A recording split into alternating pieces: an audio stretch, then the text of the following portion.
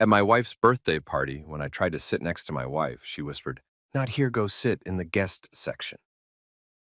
I froze. Then she turned to her rich ex and said, "You deserve this seat more." He smirked and sat beside her like it was planned. Her family laughed. Mine stayed quiet. So I got up, fixed my suit, and calmly said, "Carry on." What I did next shut the entire ceremony down. I'm standing at the edge of my wife's birthday party, watching her laugh with a man I've never met, and I'm trying to remember when I stopped mattering. The venue is beautiful. I made sure of that. Crystal chandeliers catch the light from a dozen angles, casting small rainbows across white tablecloths. The floral arrangements cost more than most people spend on their entire wedding reception. Roses, peonies, orchids, all her favorites. All arranged by me 3 weeks in advance because I wanted this to be perfect, because I thought she deserved perfect. The cake alone is a work of art. 4 tiers of dark chocolate and raspberry cream decorated with edible gold leaf that shimmers under the lights. I spent hours with the baker, making sure every detail matched the Pinterest board she'd been building for months. The caterers are serving her favorite dishes: truffle risotto, seared scallops, that specific brand of champagne she discovered on our honeymoon in France. The playlist is carefully curated, songs we danced to, songs that meant something once. I planned all of it, every single detail. And now I'm being told where I can't sit. "Not here," Melissa whispers when I try to take the empty chair beside her. Her voice is sweet, almost apologetic, but her eyes are hard. "Go sit in the guest section." I freeze with my hand on the back of the chair, certain I've misheard. The guest section. Like, I'm just another invitee. Like, I didn't plan this entire evening. Like, I'm not her husband. What? The word comes out quieter than I intended. She doesn't repeat herself. Instead, she turns to the man on her other side, tall, broad-shouldered, and wearing a suit that probably costs more than my car payment, and smiles in a way I haven't seen in months. "Marcus, you should sit here. You deserve this seat more." Marcus. I know that name. I've heard it whispered in phone conversations she thought I couldn't hear, seen it pop up on her screen before she quickly turned her phone face down. Marcus Henley, the ex-boyfriend she dated before me, the one who made millions in tech before he was 30, and the one she said didn't matter anymore, that she was over, that I had nothing to worry about. He smirks, actually smirks, and slides into the chair I was reaching for, the chair next to my wife. He leans back like he owns the place, like this was always the plan, and maybe it was. Maybe I'm the only one who didn't know. Her family is laughing, not polite chuckles, but genuine amusement, like this is the funniest thing they've seen all year. Her mother, Charlotte, actually covers her mouth with her hand, her shoulders shaking. Her father, Richard, raises his glass and marks his direction like this is a toast. Her sister, Amanda, whispers something to her boyfriend, and they both turn to look at me with barely concealed glee. My family's at a table in the back. My mother, my brother David, my aunt Patricia. They're not laughing. They're sitting there in stunned silence, forks halfway to their mouths, watching this play out like it's a car crash they can't look away from. My mother's face is pale, her lips pressed into a thin line. David looks like he's calculating whether he can cross the room and punch Marcus without causing a scene.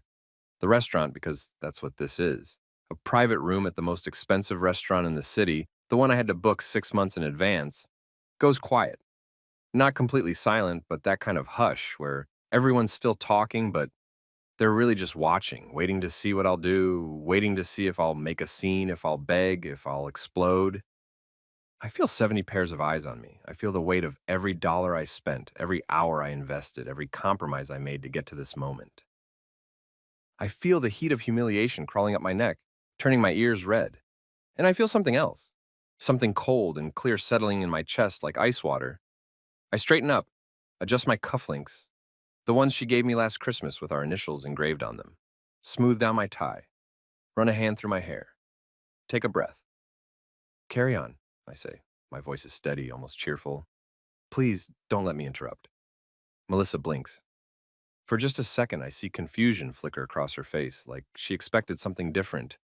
Maybe tears, maybe anger, maybe me causing a scene that would justify whatever she's planning next. But I don't give her that. I just smile, nod politely to Marcus like he's any other guest, and turn away. I don't go to the guest section. I walk past it, past the tables full of Melissa's friends and coworkers who are all pretending not to stare. I walk past the bar where one of her cousins is already whispering to the bartender. I walk straight to the exit, push through the heavy oak doors, and step out into the cool evening air. The parking lot is nearly full. I can see my car at the far end. Practical, reliable, paid off. Nothing like Marcus's BMW that's parked right by the entrance, taking up 2 spaces like even his car deserves more room than everyone else's. I stand there for a moment, breathing in the night air, feeling the humiliation and rage and hurt swirling in my chest like a storm. I could leave. I could get in my car and drive away and never look back. Let them have their party. Let Marcus have his seat. Let Melissa have whatever future she's clearly been planning behind my back. But I don't. Because I've been quiet for too long. I've been accommodating for too long. I've been the understanding husband, the patient partner, the man who doesn't make waves or ask difficult questions. I've ignored the late night texts, the sudden business trips, the way she started dressing differently when Marcus's name came up. I've swallowed every small humiliation, every casual dismissal, every moment when I felt like a footnote in my own marriage. Not anymore. I pull out my phone and make 3 calls. The first is to my lawyer. Yes, I have one. I've had one for weeks now, ever since I started noticing the pattern. The second is to my brother. The third is to someone Melissa doesn't know about, someone I've been working with, someone who's been helping me understand exactly what's been happening behind my back. Then I go back inside. The party's in full swing now. The music is louder, the laughter more relaxed. People have moved past the awkwardness of my exile and returned to enjoying the free food and expensive wine. Melissa's at the center of it all, radiant in the dress I bought her. Midnight blue, silk, the one that made her eyes look like sapphires when she tried it on. She's laughing at something Marcus said, her hand on his arm, and I realize this is what happiness looks like on her now. Not with me. Not anymore. Maybe not ever. I don't go back to the head table. I don't try to reclaim my seat or my dignity or anything else she took from me tonight. Instead, I walk to the small stage area where a microphone stands ready for the speeches that were supposed to happen later. The ones I was supposed to give, talking about how much I love her, how grateful I am for another year together, how she makes every day brighter. I pick up the microphone and tap it twice. The feedback screeches through the speakers, cutting through conversation and music like a knife. Everyone turns to look. Sorry to interrupt, I say, and my voice carries across the room with crystal clarity. I know this isn't scheduled yet, but I'd like to say a few words for my wife on her birthday. Melissa's smile falters.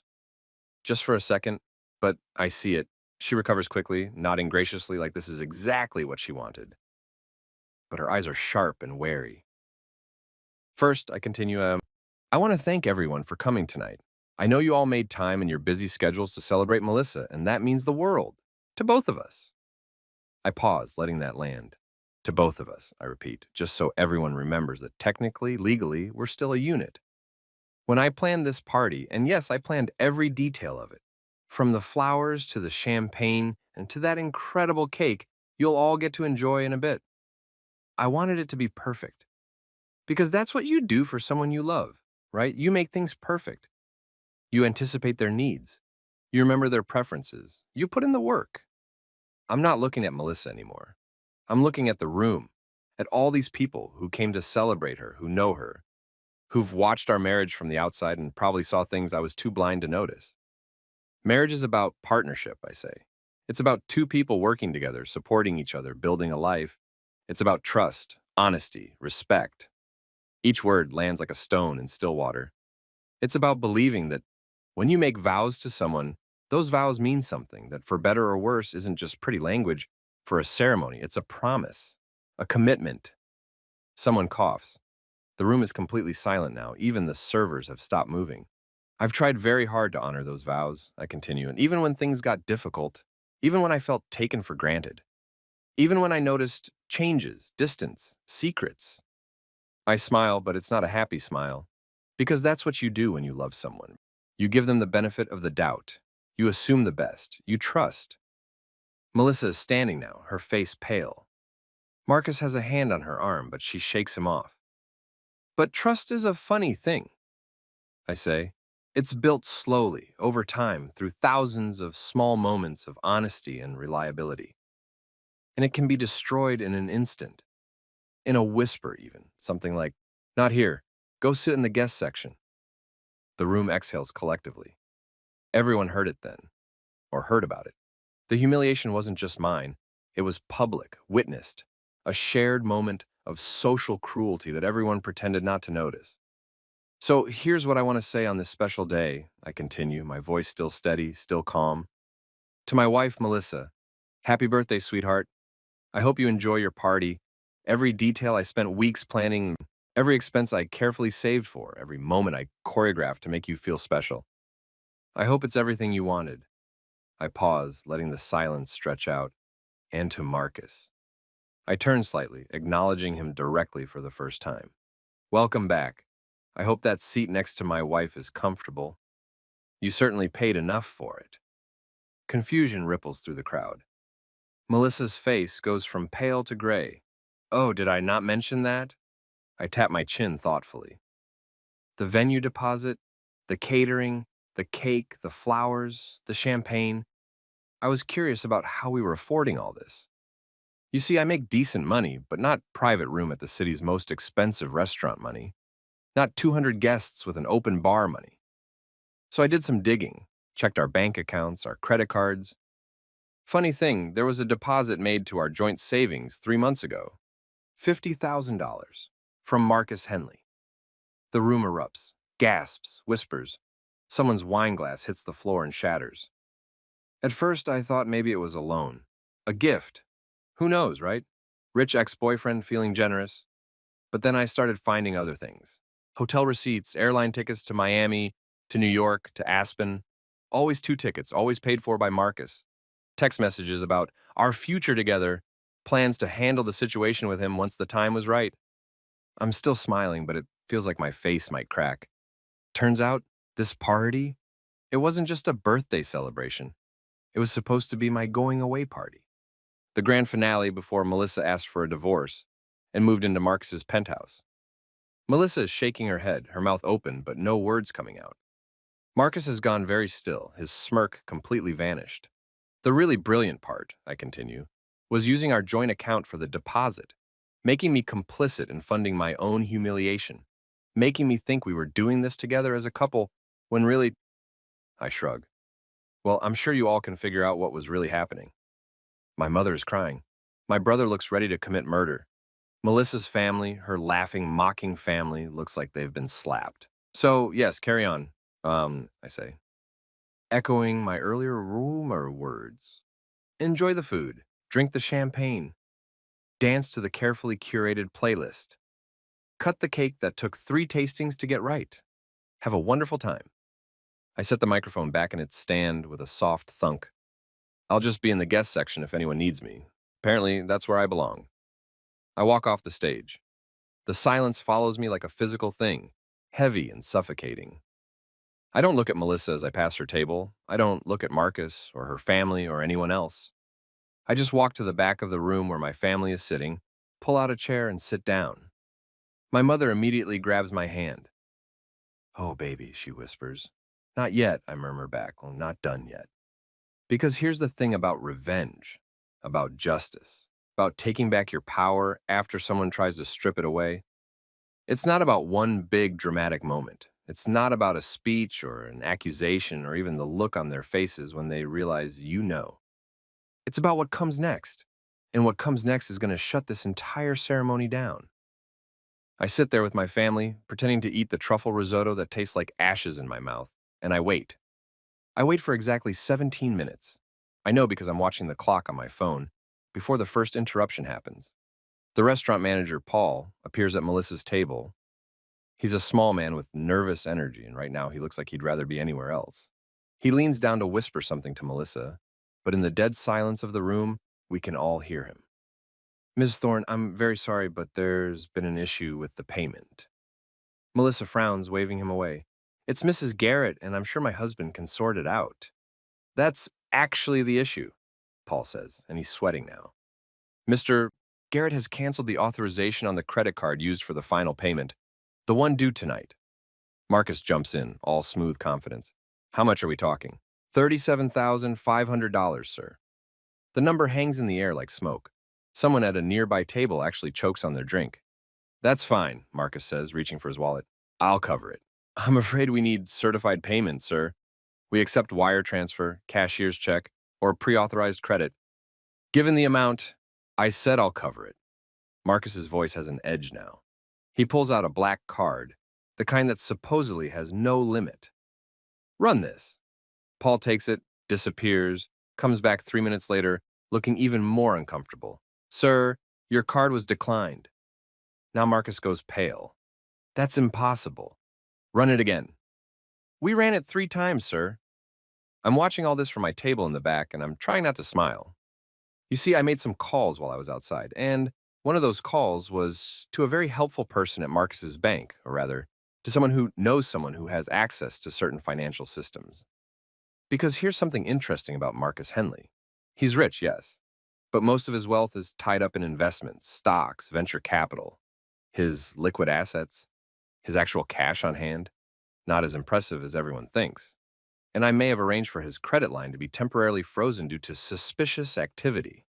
Nothing illegal, nothing permanent, just enough to make tonight very, very awkward for him. There must be some mistake, Marcus is saying, but his confidence is cracking. Perhaps you have another card, sir. He tries 2 more. Both declined? The room is buzzing now, whispers turning into actual conversations, people pulling out their phones to text their friends about the drama unfolding. Melissa is looking at Marcus like she's never seen him before. What's happening? Nothing, babe, just a bank error. I'll call them. The restaurant needs payment tonight, Paul interrupts. If we can't secure it in the next 30 minutes, I'm afraid I'll have to ask everyone to leave and we'll have to cancel the remainder of the evening. The words land like a bomb. Cancel the party. Melissa's birthday party. The party she's been planning for months. The party that was supposed to be the social event of the season. The party where she was going to publicly showcase her new life with Marcus while quietly ushering me out of the picture. I can handle this, Marcus says, but he's on his phone now, frantically texting or calling someone. Melissa turns to her father. Daddy, can you... Richard Thorne, who laughed so hard when I was exiled to the guest section, suddenly finds his wine very interesting. Sweetheart, I don't have that kind of cash available. Not tonight. But you said... I said I'd contribute to the party. I gave you $5,000 for the photographer. He won't meet her eyes. I don't have $40,000 in my checking account. Neither does anyone else, apparently. Melissa's family, her successful, well-off, money-flaunting family, all suddenly become very interested in their food, or their phones, or the fascinating architecture of the ceiling. Paul clears his throat. Perhaps Mr. Garrett, all eyes turn to me. I'm sitting there, calm, composed, a small smile on my face. I take a sip of water, and not the champagne. I stopped drinking an hour ago, wanted to stay sharp, and set the glass down carefully. Oh, I'm sorry, I say. Did you need something? I'm just sitting here in the guest section. Wouldn't want to overstep. Melissa stands up. She's gripping the edge of the table so hard her knuckles are white. Daniel, don't do this. Do what? I spread my hands innocently. I'm not doing anything. I'm just a guest at my wife's birthday party, a party I apparently don't deserve a seat at. You're being childish. The word stings more than it should. Childish. Like I'm the one behaving badly. Like I'm the one who humiliated my spouse in front of 70 people. Like I'm the one who's been planning an exit strategy funded by an ex-lover. I stand up slowly and the room goes silent again. Everyone's watching this play out like it's the final episode of a television drama. And maybe it is. Maybe this is the season finale of Daniel and Melissa Garrett. The couple that looks so perfect from the outside. The couple that made it through 4 years of dating and 3 years of marriage without any visible cracks. I walk toward her table. Not to her, not to Marcus, but to Paul. How much is the remaining balance? I ask. $37,500, sir. And what's owed for damages? I look pointedly at the broken wine glass, the chair that got knocked over during the commotion, the visible stress sweat on everyone's faces. Emotional and reputational damages to your establishment? Paul blinks. We hadn't calculated. Add 10,000, I say, for your trouble, and another 5 for the staff because I'm sure this isn't how they wanted to spend their evening. That's very generous, sir, but I pull out my phone, open my banking app, and show him the screen. Wire transfer, right? What's the account information? 5 minutes later, it's done. $52,500 transferred from my personal account. Not the joint one, not the one Melissa has access to, but the separate account I've been quietly building for the last 6 months, ever since I started suspecting something was wrong. The account she doesn't know about, because I learned to keep secrets, too. The transaction goes through. Paul actually sags with relief. Thank you, Mr. Garrett. The party can continue. Oh, I don't think so, I say pleasantly. You see, I just paid for this evening, which means I'm not a guest anymore. I'm the host, and as the host, I'm ending the party now. Chaos. Actual chaos. Melissa is screaming, not yelling, screaming, about how I can't do this. How dare I ruin her birthday? How everyone will think this is her fault. Marcus is on his phone, probably calling his bank, trying to figure out why his cards aren't working. Her family's trying to calm her down, while simultaneously backing away because nobody wants to be too closely associated with this disaster. The guests are gathering their things, some looking scandalized, some looking entertained, all of them pulling out phones to capture this moment for posterity. My family is standing behind me like a small protective wall. My brother has his hand on my shoulder. My mother's wiping away tears, but she's smiling, actually smiling, proud of me for finally standing up. You can't do this, Melissa hisses at me. She's close enough now that I can smell her perfume, the one I bought her for her last birthday. You can't just end my party. I can, I say calmly. I paid for it.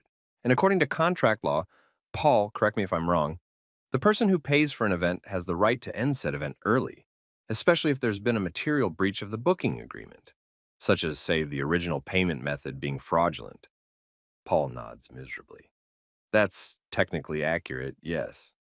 This is insane, Marcus says, pushing past Melissa to get in my face. He's taller than me, broader, clearly used to intimidating people with his physical presence. Do you have any idea who I am? Marcus Henley, I say. Net worth approximately $18 million, most of it tied up in a tech portfolio that took a substantial hit in the last market correction. You drive a leased BMW, you rent your penthouse, don't own it. And you've been lying to my wife about your liquidity for months because you wanted her to think you're richer than you are. His face goes through several colors. How did you... I'm an accountant, Marcus. A forensic accountant, specifically. I find hidden money for a living. You think I couldn't find out everything about you? Your real estate holdings? Your debt-to-asset ratio? The fact that you're actually leveraged to hell and desperately trying to maintain an image of success while you're one market downturn away from bankruptcy? I turn to Melissa, and for the first time tonight, I let her see the hurt underneath the calm. Is this really what you wanted? A man who's all image and no substance? Someone who will fund your lifestyle until his house of cards collapses? Someone who couldn't even pay for your birthday party? He's still more successful than you'll ever be, she shoots back, and the words are designed to wound. They do, of course they do, because that's always been the subtext of our marriage, hasn't it? I was never quite enough. Never quite impressive enough, successful enough, exciting enough. I was steady, reliable, boring Daniel who works long hours at a mid-level firm and drives a paid-off Camry and thinks a nice dinner out is something to save up for. But here's what Melissa never understood, what she couldn't see because she was too busy looking elsewhere. Steady doesn't mean weak. Reliable doesn't mean stupid. And boring doesn't mean puerilous. You're right, I say. I'll never be as successful as Marcus. I'll never have a penthouse or a luxury car or the kind of money that impresses your family, but I'll tell you what I will have. I step closer to her, close enough that only she can hear me. I'll have my integrity, my self-respect, and as of tomorrow morning, when I file the divorce papers that are currently sitting on my lawyer's desk, I'll have half of everything we built together, including that joint account with Marcus's $50,000 consolation prize. She goes very, very still. See, here's the fun thing about community property laws, I continue, still in that soft, private voice. Any money deposited into our joint account during our marriage is considered marital property, which means that $50,000 Marcus gave you, half of that's mine, along with half of our savings, half the equity in the house, And my very generous lawyer seems to think I have an excellent case for alimony, given that you were clearly preparing to abandon the marriage while still benefiting from our shared assets. You wouldn't. I already have. I step back, raising my voice so the room can hear again. Ladies and gentlemen, thank you for coming tonight. I'm sorry the party is ending early. Please help yourselves to a slice of that beautiful cake on your way out. It really is spectacular, and it would be a shame to waste it. The venue is paid for, your meals are settled, and you're all free to go with my compliments and my apologies for the drama. People start moving toward the exit.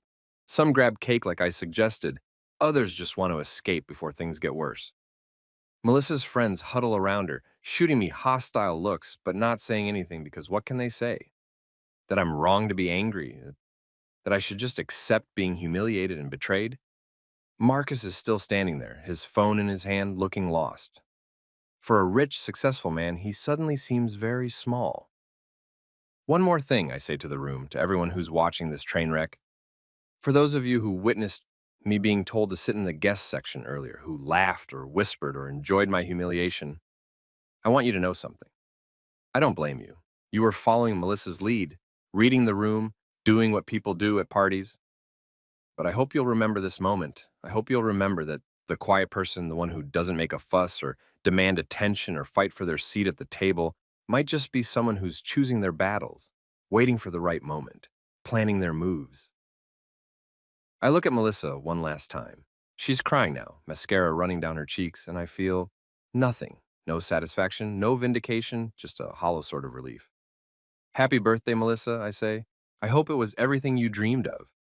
Then I turn and walk out, my family following behind me, leaving her standing in the ruins of her perfect party, surrounded by half-eaten meals and whispered gossip, and the man who promised her everything but couldn't even cover the bill. The parking lot is cold. I didn't notice it earlier when I came out here to make my calls, but now I feel it seeping through my suit jacket, making me shiver.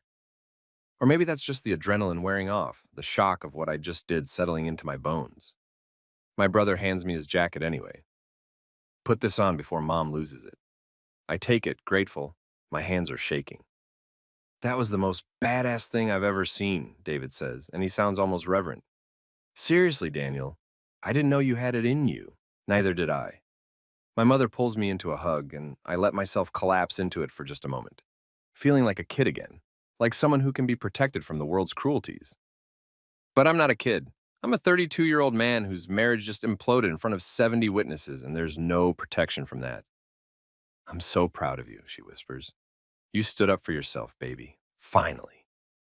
Finally. The word stings because it's true. I should have stood up for myself months ago, years maybe, the first time Melissa made me feel small or dismissed my concerns or chose someone else's opinion over mine. But I didn't. I made excuses, swallowed my pride, convinced myself that this was just what marriage was. Compromise, sacrifice, putting someone else first. What happens now? My Aunt Patricia asks. She's been quiet this whole time, but her hand is on my shoulder, solid and reassuring. Now I go home, I say. I pack a bag, I stay at David's for a few days. My lawyer files the papers tomorrow morning. We start the process of untangling 3 years of marriage and probably many more months of legal battles because I doubt Melissa's going to make this easy. She can't, David says. Not after tonight, not after everyone saw what she did. Doesn't matter what people saw. Matters what we can prove in court. I'm thinking like an accountant again, practical and clinical because that's the only way I'm going to get through this. The bank records are solid, the hotel receipts, the text messages I recovered. Her lawyer will try to spin it, claim it was innocent, that Marcus was just a friend helping out. But the pattern is clear. The 50,000 helps, David says. The 50,000 is everything. I look back at the restaurant, at the warm lights spilling out onto the dark pavement, at the shapes of people still visible through the windows.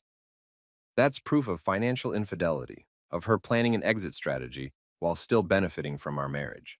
Any halfway decent lawyer can use that to argue for a larger settlement.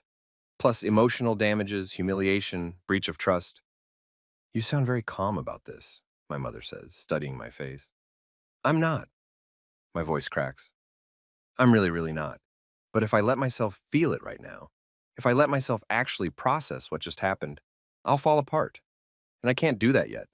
Not until I'm somewhere private, somewhere safe. David claps my shoulder. My place is safe. We'll order terrible takeout, drink some beer, watch stupid action movies, and you can fall apart all you want. Sound good? Sounds perfect. Sounds like exactly what I need. We're halfway to the cars when the restaurant door slams open and Melissa comes running out.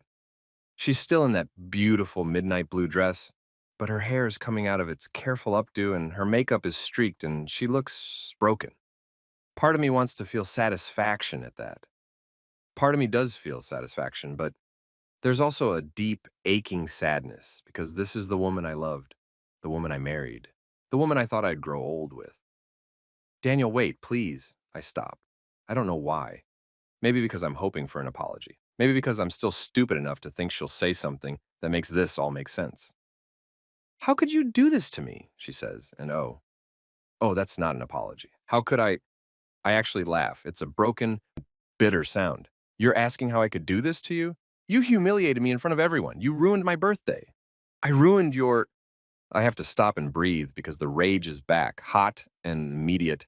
Melissa, you told me to sit in the guest section at your birthday party that I planned, that I paid for. You gave my seat to your ex-boyfriend. You laughed while your family mocked me. And somehow I'm the one who humiliated you? You didn't have to make a scene. You could have just left. I tried to leave. I did leave. And then I realized that leaving would mean letting you win, letting you write the story however you wanted. Oh, poor Melissa. Her husband is so immature. He just walked out of her birthday party. Well, now everyone knows why I walked out.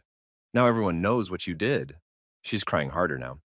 And Marcus is coming up behind her, trying to pull her back inside, but she shakes him off. I never meant for things to go this far. It just happened. It didn't just happen. You made choices. Every text message, every secret meeting, every lie you told me about working late or meeting friends, those were choices. You chose him over me, over us, and you didn't even have the decency to end our marriage before starting something new. I was going to tell you, after the party, after you drained our joint account, after you'd used my planning and my money to fund your exit strategy, how generous of you. Marcus finally reaches us. Man, just let it go. You got your big moment. You humiliated her. Congratulations. Now move on. I turn to him slowly, and something in my expression makes him take a step back. You need to understand something, Marcus. This isn't about you. You're just a symptom of a much larger problem. You're the shiny object she chased because she was bored or unsatisfied or whatever excuse she's going to use to justify this. But here's what you need to know about my wife. Sorry, my soon-to-be ex-wife. I emphasize those words, making sure Melissa hears them. She's always looking for the next best thing, the next upgrade. And once you stop being new and exciting, once your financial problems become more obvious and that penthouse you've been showing off turns out to be rented, she'll start looking again. Maybe not right away, maybe it'll be a year or two, but she'll look. That's not true, Melissa protests. Isn't it? You were looking while you were with me. Why would Marcus be any different? I can see the doubt creeping into Marcus's eyes, the way he's looking at Melissa now with a question in his expression that wasn't there before. Good. Let them poison each other. Let them wonder and suspect and drive each other crazy with insecurity. I'm done being the only one who hurts. I loved you, Melissa says, and her voice is small. I did love you, Daniel. I needed more. Then you should have told me. You should have given me a chance to be more. Or you should have left before you found someone else. But you didn't do either of those things. You stayed because it was comfortable and safe, and you got to have your stable marriage while planning your escape. You used me. I'm sorry. The words are too little, too late, too empty. But I nod anyway, because what else is there to say? Goodbye, Melissa. I'll have my lawyer send the papers. I turn back to my family, and this time, when I walk away, she doesn't follow. David's apartment is small, but comfortable. The kind of place that smells like coffee and old books and doesn't demand anything from you. He sets me up on the couch with blankets and pillows while my mother and aunt fuss around the kitchen making tea that I probably won't drink. My phone is exploding. Text messages, calls, voicemails from people who were at the party, from friends I haven't heard from in months, from Melissa's friends who want to tell me I'm horrible, from my friends who want to tell me I'm a hero. I turn it off. I can't deal with any of that right now. Do you want to talk about it? David asks, handing me a beer. No, yes, I don't know. I take a long drink letting the cold, bitter taste ground me in this moment. I don't think I've processed it yet. It all happened so fast. You were incredibly calm up there. I was terrified. I thought I might throw up. Didn't show. That makes me smile just a little. Good.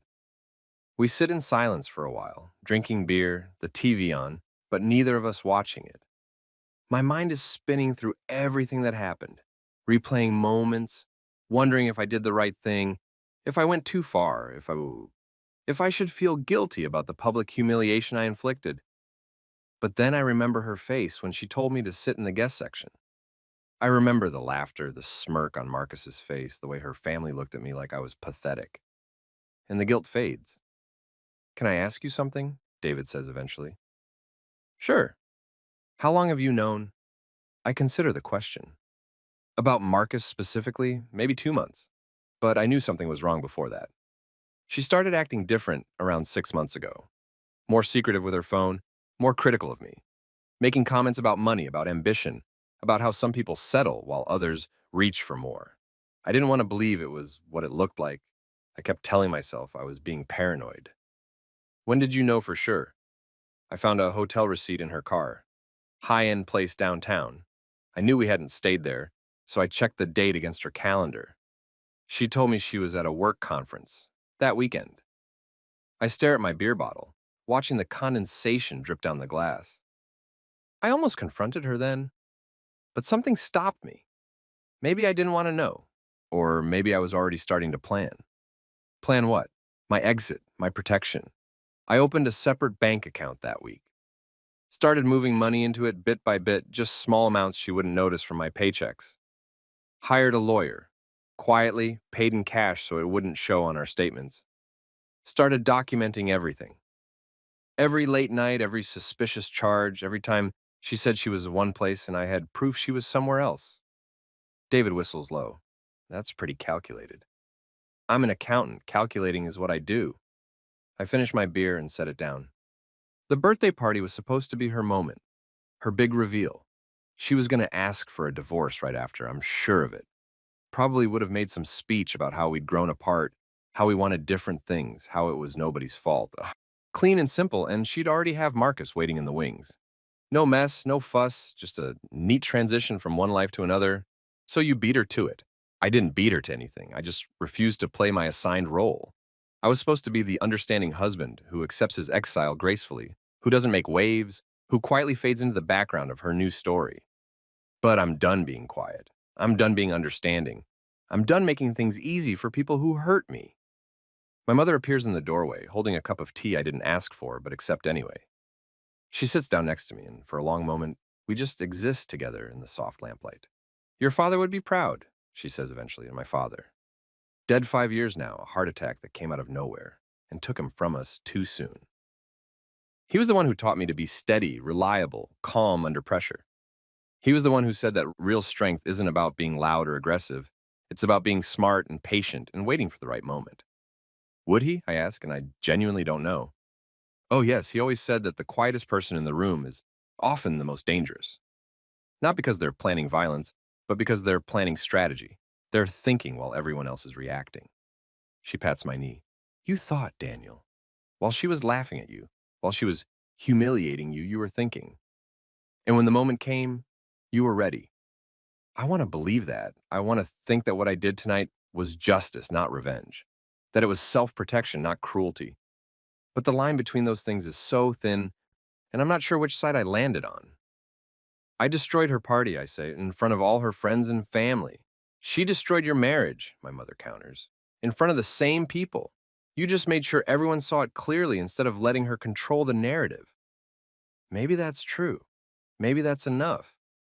I drink the tea even though it's too hot, letting it burn my throat, feeling grateful for the small, sharp pain that reminds me I'm still here, still breathing, still capable of feeling something other than the hollow ache in my chest.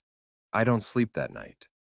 I lie on David's couch, staring at the ceiling, watching the shadows shift as cars pass outside, and I think about everything that led to this moment.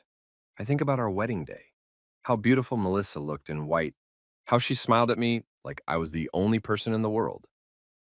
I think about our honeymoon in France, wandering through cobblestone streets, drinking wine at sidewalk cafes, making love in a hotel room with windows open to the Paris night.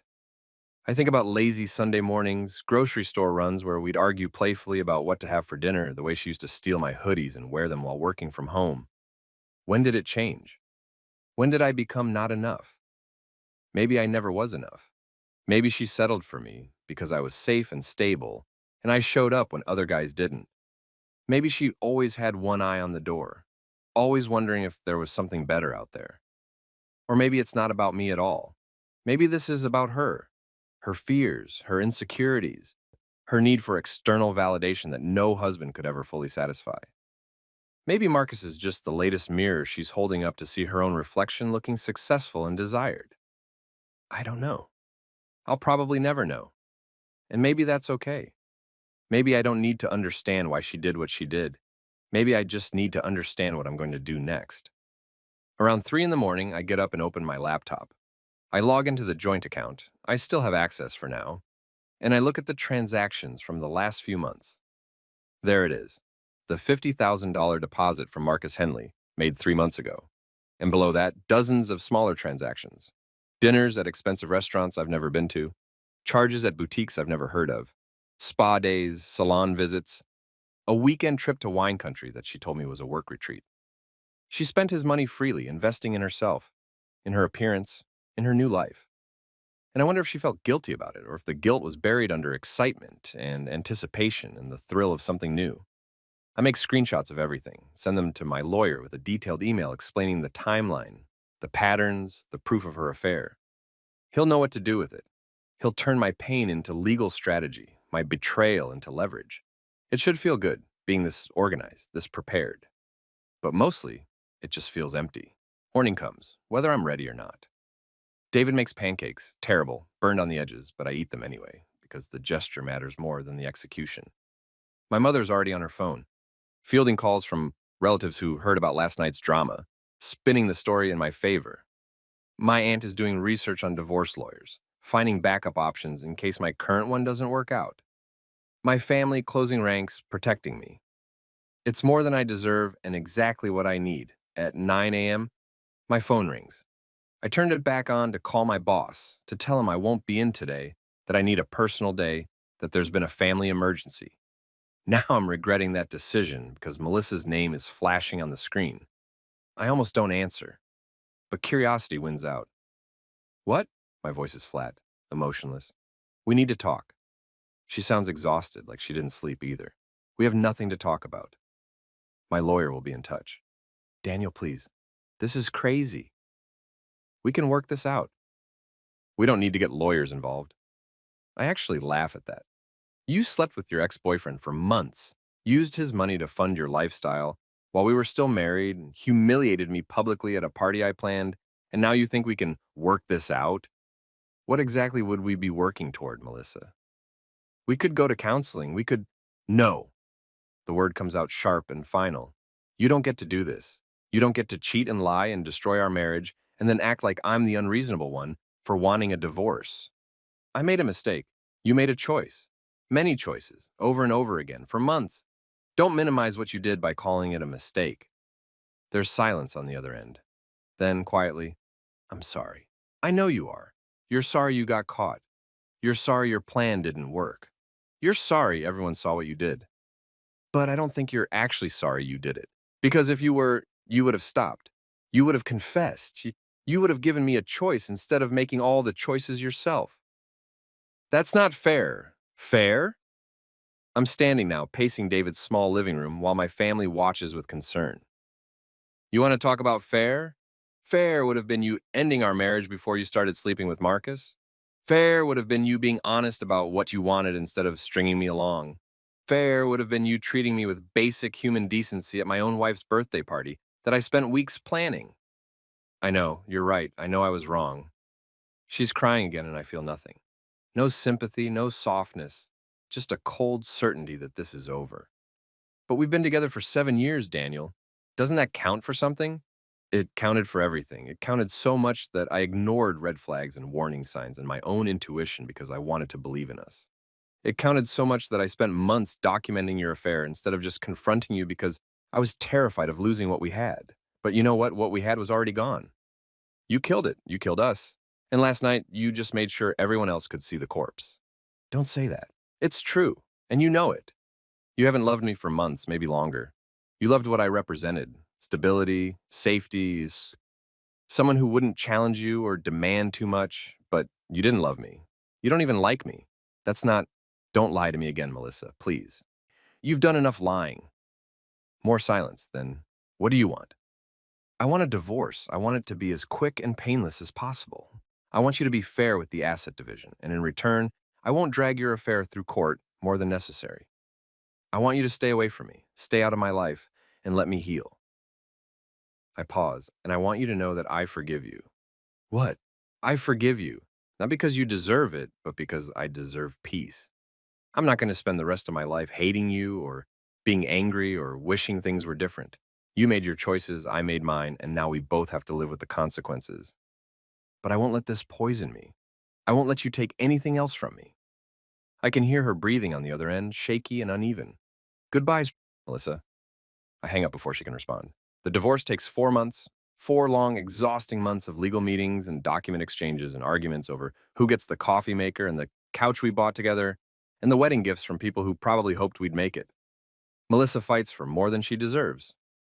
Her lawyer, expensive, aggressive, someone Marcus helped her hire, argues that the 50,000 was a gift, not evidence of an affair. They claim the hotel receipts were for her personal solo retreats, that the text messages were taken out of context, that I'm a vindictive husband trying to punish my wife for growing as a person. But we have the evidence. We have the pattern.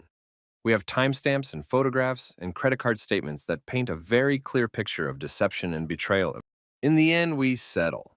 I get to keep the house because I can prove I made the down payment with money I had before the marriage. The joint savings, including that 50,000 from Marcus, gets split down the middle. She gets to keep most of her personal belongings and the car she was driving. I get my retirement accounts intact. No alimony for either of us. It's not perfect, but it's fair. And fair is all I wanted. The day the papers are signed, I stand in the lawyer's office, and I don't feel victorious. I just feel tired. 7 years of my life reduced to signatures on legal documents and assets divided on spreadsheets. How are you holding up? My lawyer asks.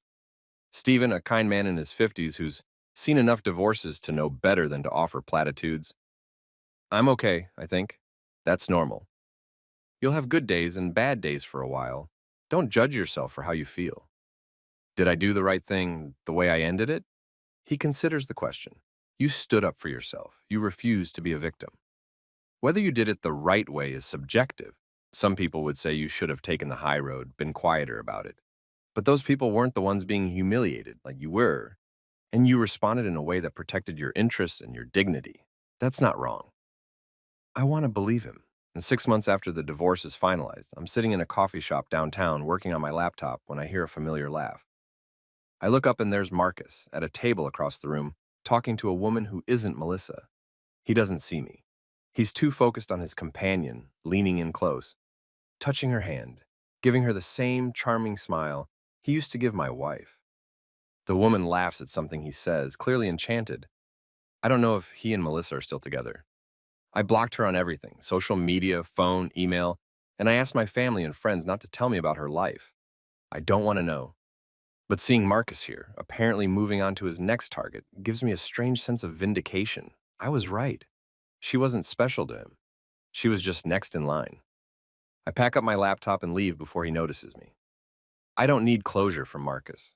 I don't need anything from him. 1 year after the worst birthday party in history, I'm in a different city for a work conference. I've been promoted twice, actually, because throwing myself into my job turned out to be excellent for my career, even if it was hell on my mental health for a while. I'm heading a new forensic accounting division, making more money than I ever did before, traveling for work, building a reputation in my field. I'm having drinks with colleagues when I check my phone and see a message from a number I don't recognize. Hi, Daniel. I know I probably shouldn't reach out, but I wanted to tell you that you were right about everything. Marcus and I broke up 3 months ago. He was cheating on me with someone he met at a charity gala. I guess that's karma. I'm sorry for what I did to you. I hope you're happy. You deserve to be happy. M. I stare at the message for a long time. Then I delete it without responding. She doesn't get to know if I'm happy. She doesn't get any part of my life anymore. Not even the closure of knowing I've moved on. But for the record, because maybe someday I'll read this and remember what it felt like to survive something that almost broke me, I am happy. Not every day, not perfectly, but genuinely, slowly rebuilding my life happy. I'm dating someone new.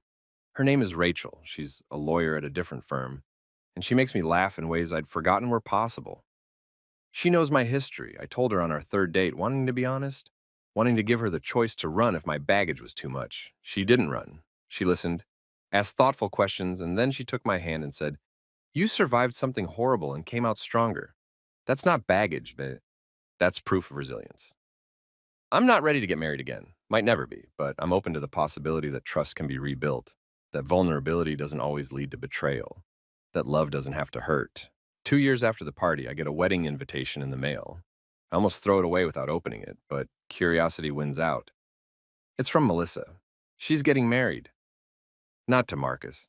I looked him up once in a moment of weakness. Found out he'd moved to the West Coast and was starting over after some financial disasters. No, she's marrying someone named Thomas Chen, a doctor, someone I've never heard of. The invitation is beautiful, expensive, probably planned with the same meticulous attention to detail I used to provide. There's a handwritten note inside. "Daniel, I don't expect you to come, but I wanted you to know that I've done a lot of therapy in the last 2 years. I've worked on understanding why I did what I did, and I've made peace with being the villain in your story. I hope someday you can make peace with it too. I'm genuinely sorry for the pain I caused you. You deserved better. Melissa." I read the note 3 times. Then I put the invitation on my refrigerator, held there with a magnet shaped like a coffee cup. Not because I'm going to attend, I'm not, but because it feels like an endpoint, a final chapter. She found someone new. She's moving on, and so am I. Rachel comes over that evening, sees the invitation, reads it. She doesn't say anything for a moment, just wraps her arms around me from behind, resting her chin on my shoulder. "Are you okay?" she asks. "Yeah, I really am." "Do you want to go?" "God, no." She laughs. "Good answer." We order Thai food and watch a movie and don't talk about Melissa or the past or any of it. Because that's not my life anymore. That's not who I am. I'm Daniel Garrett, 34 years old, head of forensic accounting at a respected firm, dating a wonderful woman who respects me, living in a house I own outright, building a life that's mine. I'm the man who stood up for himself when it mattered most.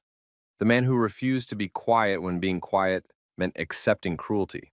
I'm the man who survived. 5 years later, I'm married to Rachel. It's a small ceremony, just family and close friends at a vineyard outside the city. No expensive venue, no elaborate party, nothing that echoes that horrible birthday celebration. Just good wine, good food, good people, and genuine love. And my brother's my best man. My mother cries through the entire ceremony.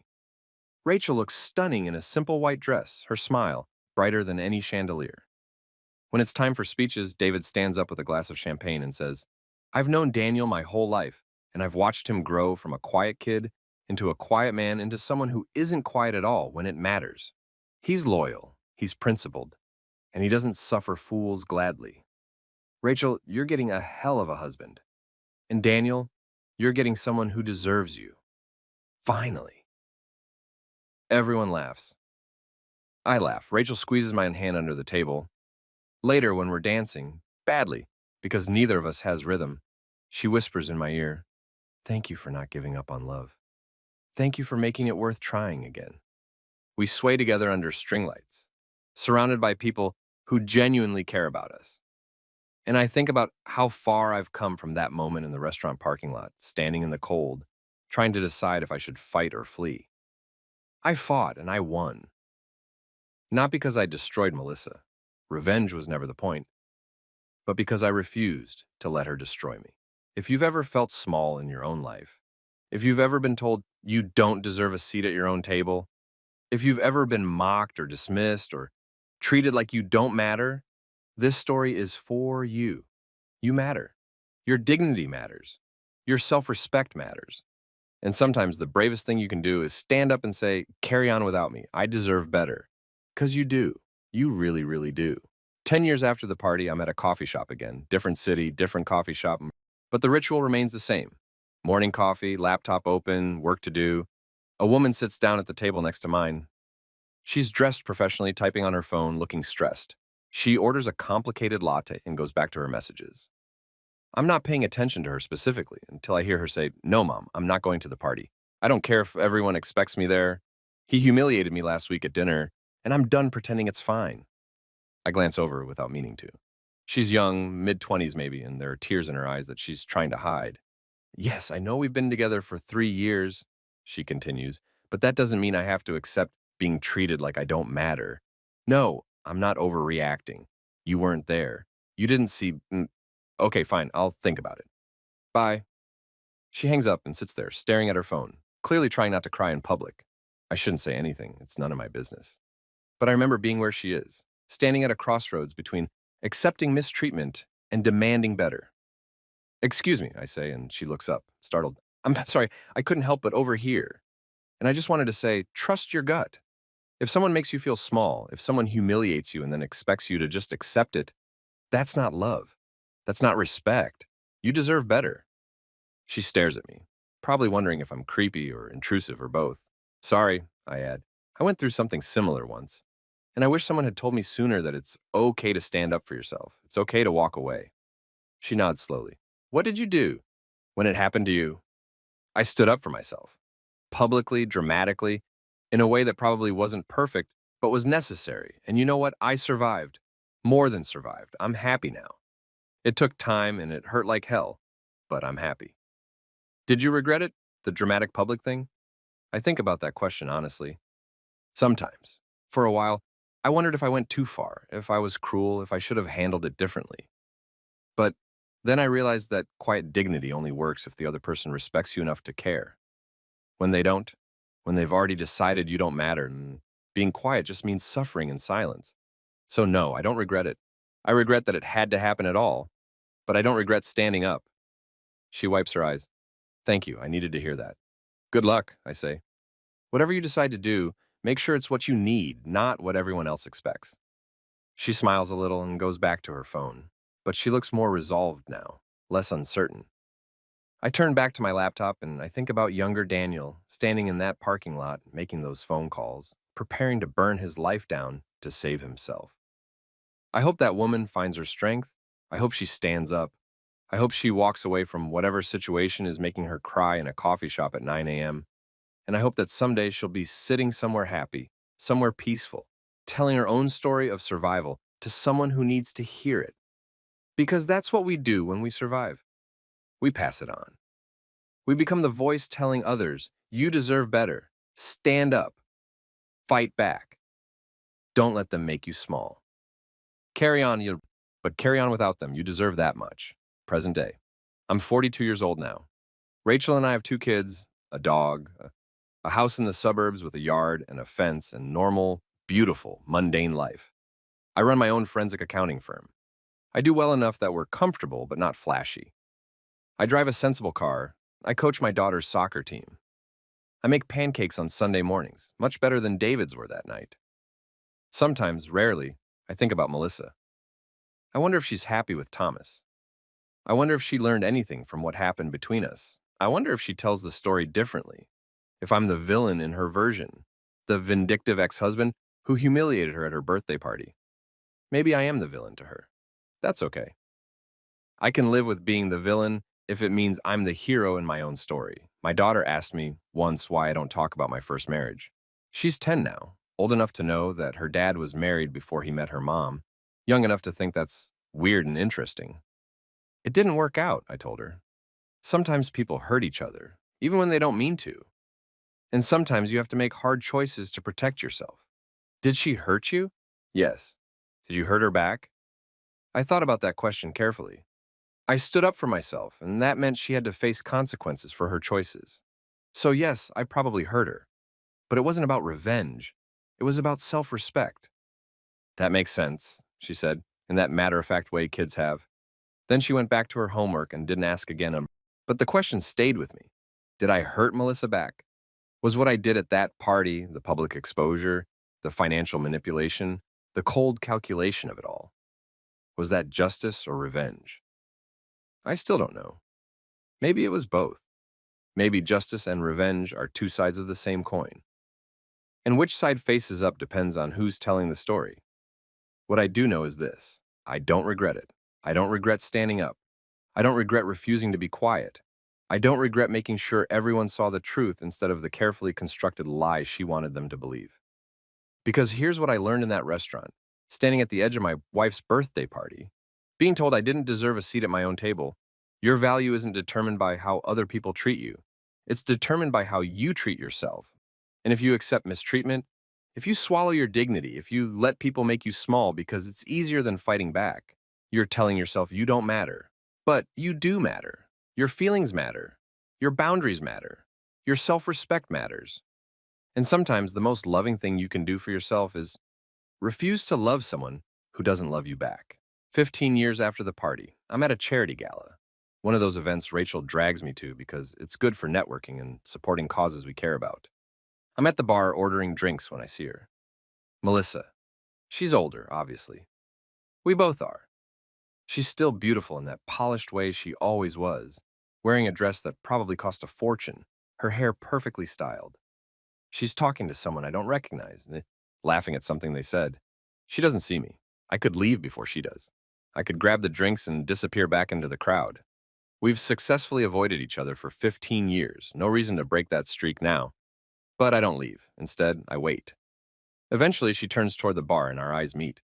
I watch recognition flash across her face, followed by something that might be fear or embarrassment or both. Daniel, she says, and my name sounds strange in her mouth after all these years. Melissa, how are you? I'm good. You? Good, really good. We stand there in awkward silence while the bartender makes drinks around us. Your wife is here? She asks eventually. Rachel, Ushul, yes, somewhere in that crowd. I gesture vaguely at the ballroom. Kids? 2. Girl and a boy. You? 3. All boys. She smiles and it's genuine. Thomas and I joke that we're outnumbered. That's nice. Congratulations. More silence. Listen, she says, and her voice drops lower. I know this is probably awkward, but I wanted to say I'm sorry. For what I did, how I did it, all of it. I was selfish and cruel, and you didn't deserve any of it. I look at her carefully, searching for signs that she's being performative, that this is for show. But she seems sincere. I know, I say, I got your note with the wedding invitation. You never responded. I didn't think I needed to. You weren't apologizing for my benefit. You were apologizing for yours. To clear your conscience, to feel like you'd made amends. And that's fine. That's healthy even. But I didn't owe you absolution. She flinches, but she nods. You're right. But for what it's worth, I forgive you. I did a long time ago. Not because you deserve it, but because holding on to that anger was hurting me more than it was hurting you. So I let it go. Thank you, she whispers. The bartender hands me my drinks. Whiskey for me, wine for Rachel. I should get back, I say. Of course, it was good to see you, Daniel. Really. You too. I turn to leave, but then I stop. Look back at her one more time. Melissa? That night, the birthday party. Do you understand now why I did what I did? She meets my eyes and I see real pain there. Real understanding. Yes, you were right to. I humiliated you first. You just made sure everyone saw it clearly.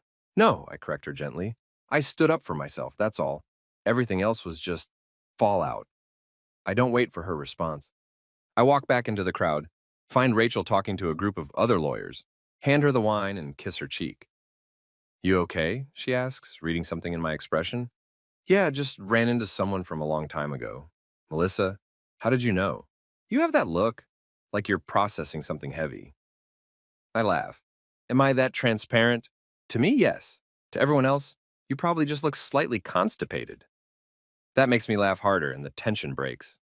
Rachel leans into me and we stand there together, surrounded by strangers and expensive clothes.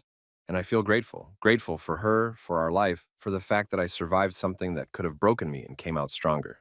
20 years after the party, I'm sitting in my office late at night finishing up paperwork. There's a knock on the door. Unusual, since everyone else has gone home. It's David. He's 50 now, graying at the temples, successful in his own right. We don't see each other as often as we used to, but we're still close, still brothers in the way that matters. Hey, he says, saw your light on. Wanted to check in. I'm good, just finishing up. He sits down across from my desk, looking at me carefully. It's been 20 years. Since? Since the party, Melissa's birthday party, 20 years ago tonight. I hadn't realized, hadn't been counting. But he's right, it was November, late in the month, right before Thanksgiving. Huh, I say. You never talk about it anymore. Nothing to talk about. It happened, I dealt with it, I moved on. But did you? He leans forward. Really odd. Because sometimes I wonder if you ever fully processed what happened that night. You were so controlled, so calculated. You never really fell apart. I fell apart, just not where anyone could see. That's what worries me. I set down my pen and look at my brother. What do you want me to say, David? That I'm traumatized? That I wake up in the middle of the night thinking about it? I don't. It was painful and humiliating, and it nearly destroyed me. But it didn't. I'm fine. I'm happy. I have a life I love. What more is there? I just want to make sure you're really okay, not just pretending to be okay. I consider that. I'm really okay. I promise. That night was the worst moment of my life up to that point. But it was also the moment I learned I was stronger than I thought and that I could survive betrayal and humiliation and still come out the other side intact. That's worth something. David nods slowly. Yeah, it is. We sit in comfortable silence for a moment. You know what's funny? I say. I saw her a few years ago at a charity thing. We talked. It was fine, civil even. And I realized that she's just a person. Not a villain, not a monster, just a flawed person who made terrible choices and hurt someone she claimed to love. And I'm just a person who refused to accept that treatment. Neither of us is the hero or villain of this story.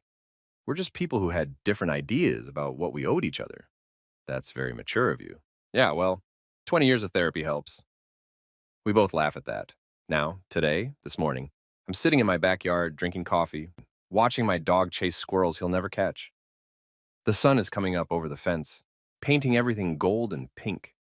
My wife is still sleeping. My kids are at college and high school, respectively, living their own lives, making their own mistakes, learning their own lessons. And I'm thinking about that night 20 years ago. Not with anger or sadness or regret, but with a kind of distant curiosity. Like it happened to someone else in another life. That Daniel, the one who stood in the parking lot making phone calls, who walked back into the restaurant with ice in his veins, who publicly dismantled his wife's betrayal in front of everyone who mattered. He feels like a stranger to me now.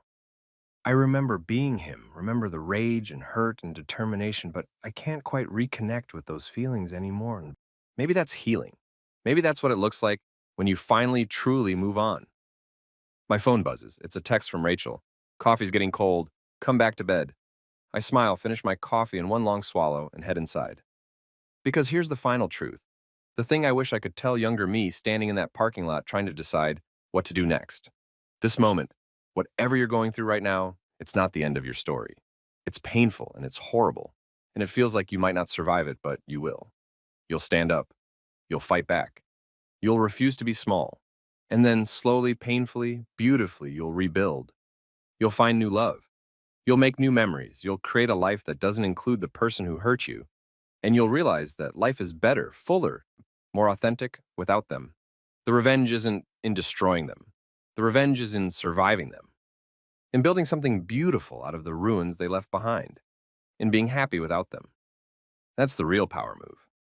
Not the speech or the dramatic exit or the financial maneuvering.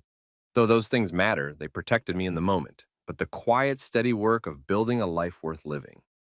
So if you're reading this and you're in your own parking lot moment, trying to decide if you should fight or flee or swallow your pride one more time, here's my advice. Stand up. Use your voice. Refuse to accept mistreatment just because it's easier than confronting it. And then, after the dust settles and the drama fades and everyone moves on with their lives, do the real work. Heal.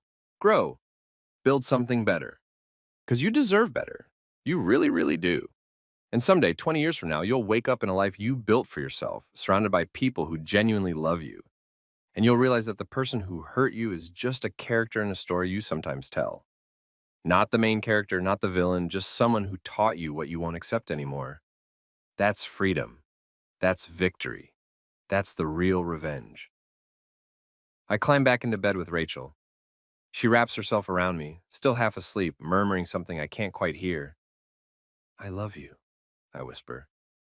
Love you too, she mumbles. What were you thinking about out there? Nothing important, just remembering. Good memories.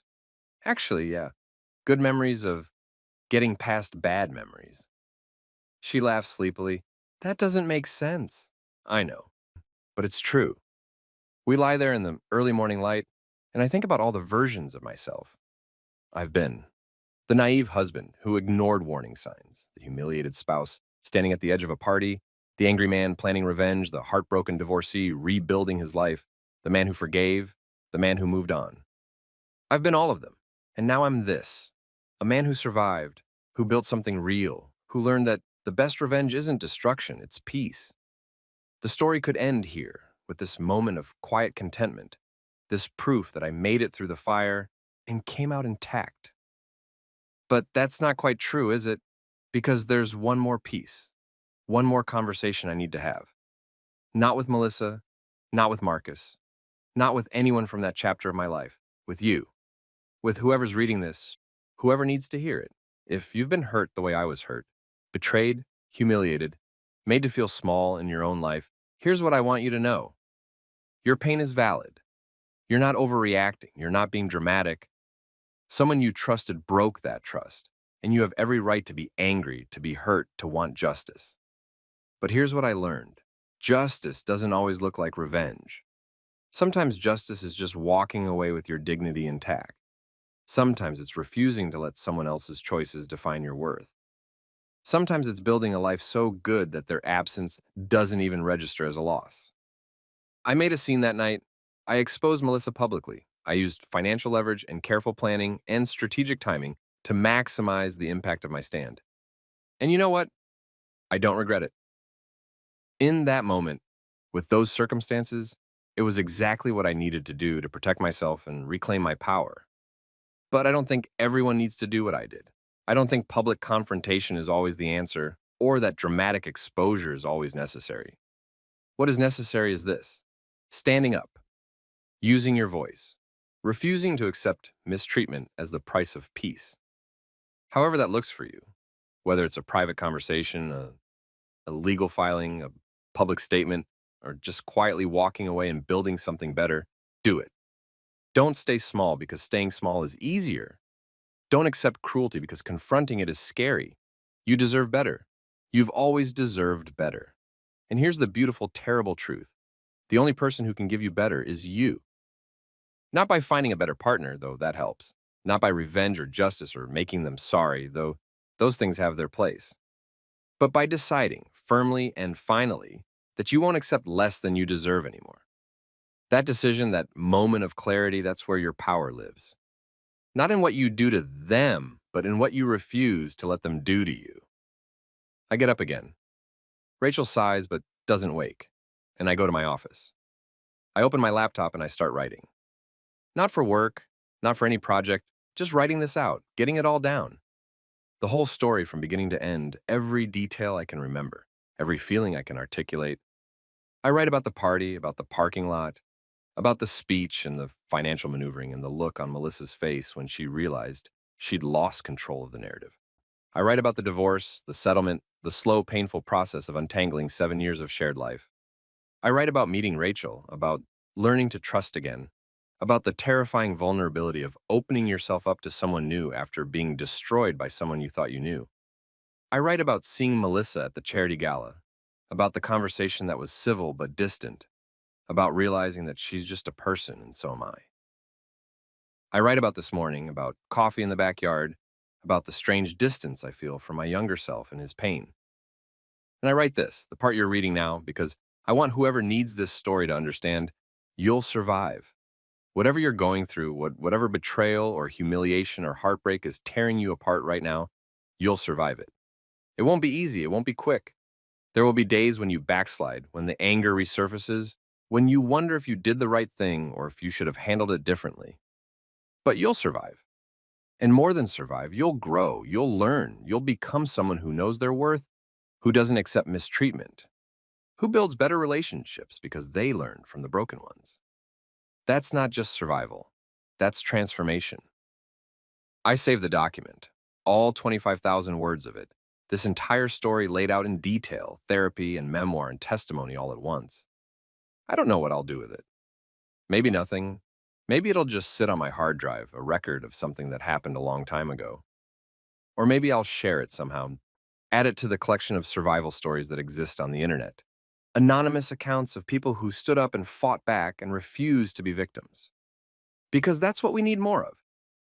Not just stories of people who got through hard things, but stories of people who got through hard things without losing themselves, who maintained their integrity while demanding justice, who found the balance between revenge and peace, between anger and healing, between making someone pay and moving on. It's a hard balance. I'm not sure I always got it right. There are moments from that night I'm not proud of. The coldness in my voice, the calculation in my planning, the satisfaction I felt watching Melissa's perfect party crumble around her. But I'm not ashamed either, because in that moment, coldness protected me. Calculation saved me. Satisfaction was just my pain finding an outlet. I did what I needed to do to survive. And I've spent the last 20 years building something beautiful out of those ruins. That's enough. That's more than enough. The sun is fully up now.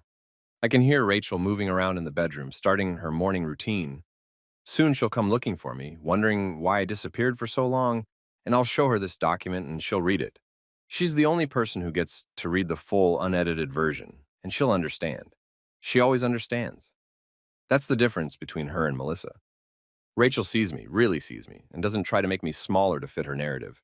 She lets me be complicated, flawed, still healing from old wounds Daniel, and she loves me anyway. Not despite my history, not in ignorance of it, but with full knowledge of who I was and who I've become, and who I'm still becoming. That's the love worth waiting for, the love worth rebuilding for, the love that makes every painful step of getting here worth it. Final thoughts. Then I'll close this document and get on with my day. To Melissa, wherever you are, I hope you're happy. I hope you learn from what happened. I hope you treat Thomas better than you treated me. And I hope you understand that I don't hate you. I haven't hated you in a very long time. You were just a person making selfish choices, and I was just a person who refused to accept those choices silently. Neither of us was a villain. Neither of us was a hero. We were just two people who should never have gotten married in the first place, learning that lesson in the hardest way possible. To Marcus, I hope your bank accounts are sorted out now. I hope you've stopped using women as status symbols. I hope you've grown up. But honestly, I don't think about you much at all. To my family who stood by me that night and every night since, thank you for being my wall, my safety net, my reminder that I'm loved even when I don't feel lovable. You saved me more than you know. To Rachel, thank you for seeing me, for loving me, for building this beautiful life with me. You didn't save me, I saved myself. But you gave me something to save myself for. That's everything. To my kids, if you ever read this someday, when you're old enough to understand the complexity of adult relationships and betrayal and survival, know that your dad wasn't perfect. Know that I made mistakes, that I sometimes let anger guide me when wisdom should have, that I'm still learning to balance justice and mercy, but know also that I fought for my own dignity when it mattered. And I hope I've taught you through action, if not words, to do the same. And to you, whoever you are, reading this, because you're in your own parking lot moment trying to decide what to do next, stand up, fight back, demand better. Not because revenge is sweet. It's not really. It's just another kind of bitter. But because you deserve to go through life with your head held high, with your dignity intact, with the certain knowledge that you don't accept mistreatment from anyone. No matter how much you once loved them, the ceremony will shut down, the party will end, the relationship will dissolve. But you'll still be standing, and that's what matters. That's the only thing that matters. So carry on. But carry on without them. You deserve that much. You deserve everything. I close the laptop.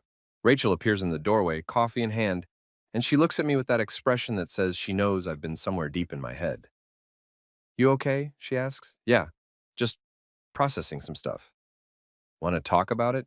Not yet, maybe later. She nods, accepting this, and hands me the coffee. Breakfast in 30 minutes. Don't be late. Wouldn't dream of it. She leaves, and I sit there in my office, surrounded by the evidence of my successful life: diplomas on the wall, family photos on the desk, the comfortable worn-in chair that fits my body perfectly. And I think about that man in the restaurant 20 years ago, standing at the edge of his wife's birthday party, being told he didn't deserve a seat at his own table. I wish I could go back and tell him, it's going to be okay. It's going to hurt like hell, but you're going to be okay. Better than okay. You're going to be happy. But I can't go back. None of us can. We can only move forward, learning from our wounds, building from our ruins, becoming the people we need to be. I take a sip of coffee, perfect temperature, perfect sweetness, because Rachel knows exactly how I like it. And I smile. 20 years ago, I stood up for myself. I refused to be small. I demanded justice, even when it meant burning my life down to get it.